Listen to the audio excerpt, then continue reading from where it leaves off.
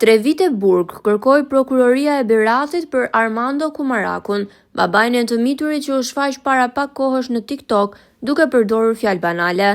Ndërkohë për gjyshen e fëmijës Natasha Rombulën, organi i akuzës kërkoi 2 vite burg. Ata akuzohen për veprën penale keq trajtimi të miturit, ndërkohë nga ana tjetër, prokuroria kërkoi dhe humbjen e përgjegjësisë prindërore për Armando Kumarakun.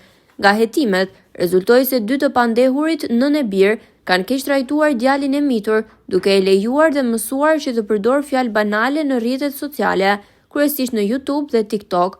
Gjatë seancës vlerësuese, është arritur në përfundimin se i mituri ka qenë i kërcënuar vazhdimisht dhe është ndjerë nën presion nga babai dhe gjyshja, si dhe është ekspozuar në rrjetet sociale në mënyrë abuzive, me gjuhëdhune dhe fjalor denigrues, i cili nuk është i përshtatshëm për moshën në të cilën ndodhet fëmia. Po kështu, ai sipas organit të akuzës ka qenë i ekspozuar kundrejt lëndëve narkotike, gjë e cila është e papranueshme për moshën që fëmia ka. Armando Kumaraku dhe nëna e tij Natasha Rombula u prangosën pas videos që u bë virale në internet.